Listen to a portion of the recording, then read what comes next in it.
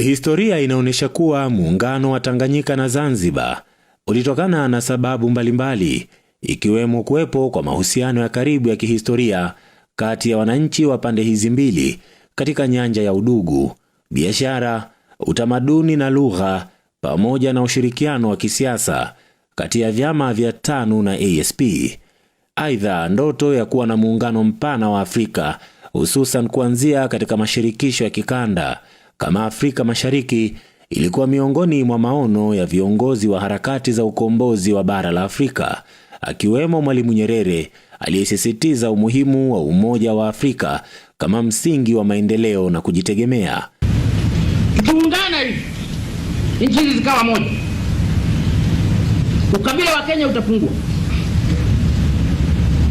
ukabila wa Uganda utapungua.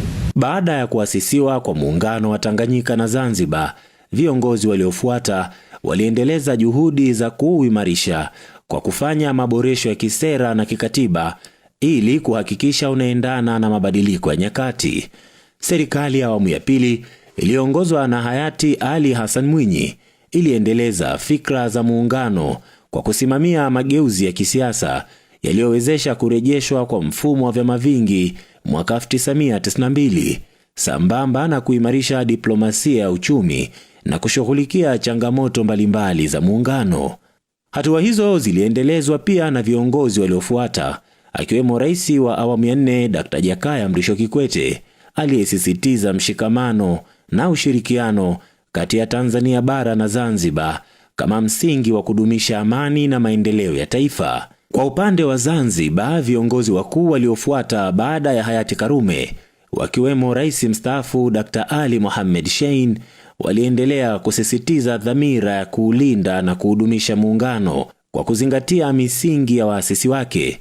Kauli ya Dr. Shein aliyowahi kuitoa katika maadhimisho ya mapinduzi matukufu ya Zanzibar inaonesha msimamo huo. Tutahakikisha kwamba muungano wetu unadumu kwa dhamira ile ile ya waasisi wetu wa muungano, marehemu baba wa taifa Mwalimu Julius Kambarage Nyerere na marehemu mzee wetu Mzee Abeid Amani Karume. Sio zamani tu, hadi sasa bado dhana ya kuulinda na kuhudumisha muungano unatazamwa mithili ya kidonda kibichi na viongozi wa leo.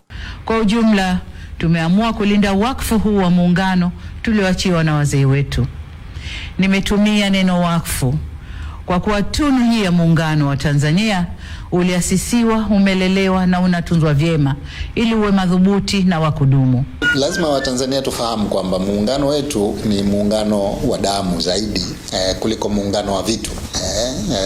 Watanzania tumechanganya damu.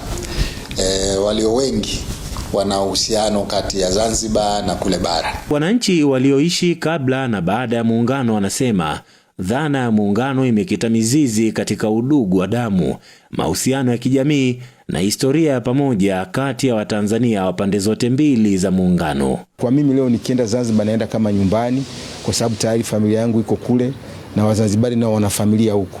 Imetuwezesha kufanya biashara nyingi tunazofanya kati ya Zanzibar na Tanzania zinatufanyisha tu ndugu.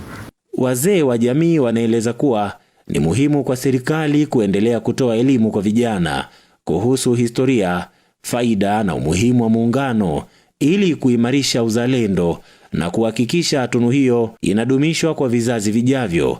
Wahenga wanasema, asiyejua historia yake anaweza kupoteza mwelekeo wa maisha yake, na asiyejua kifo hula sumu. Abu Twalibu Makame, TBC.